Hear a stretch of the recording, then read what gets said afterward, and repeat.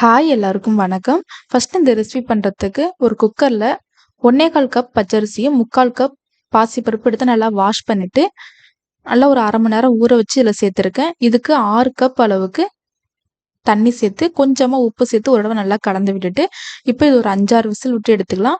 First whistle வர வரைக்கும் அடுப்பை வந்து ஹை ஃப்ளேமில் வச்சுக்கோங்க. அடுத்தடுத்த விசிலுக்கு அடுப்பை மீடியம் ஃப்ளேமில் வச்சு ஒரு 6 விசில் விட்டு எடுத்துக்கலாம். இப்போ இது தாளிக்கிறதுக்கு 1 டீஸ்பூன் மிளகு, 1 டீஸ்பூன் ஜீரகம், ஒரு 4, 5 கடுகு, தேவையான அளவு நெய், கொஞ்சமா பெருங்காயத்தூள், கொஞ்சமா கருவேப்பிலை, 2 பச்சை மிளகாவை கட் பண்ணி சேர்த்துருக்கேன். ஒரு துண்டு இஞ்சி எடுத்து சீவி வச்சிருக்கேன்.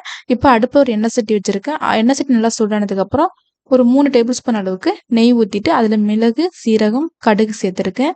கடுகு ரொம்ப சேர்த்துட வேண்டாம். ஒரு 4, 5 கடுகு சேர்த்துக்கிட்டா போதும். எல்லாமே நல்லா பொரிஞ்சதுக்கு அப்புறமா துருவின இஞ்சி, கட் பண்ண பச்சை மிளகாய், கொஞ்சமா கருவேப்பிலை சேர்த்து எல்லாமே நல்லா பொரிஞ்சதுக்கு அப்புறமா கொஞ்சமா பெருங்காயத்தூள் சேர்த்துக்கலாம்.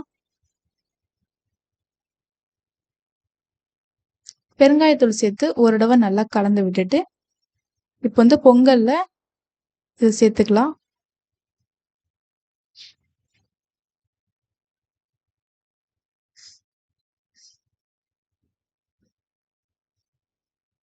அவ்வளோதாங்க. இப்போ இதை எல்லாத்தையும் நல்லா கலந்து விட்டுக்கலாம். அவ்வளோதாங்க, நம்மளோட சுவையான வெண்பொங்கல் சூப்பராக ரெடி ஆயிடுச்சு.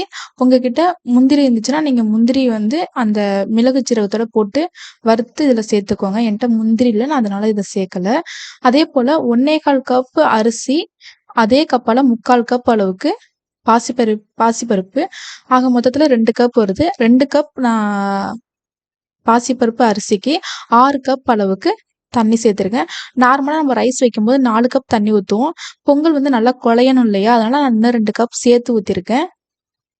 அவ்வளோதாங்க, நம்மளோட சுவையான வெண்பொங்கல் சூப்பராக ரெடி ஆயிடுச்சு. தேங்க்யூ.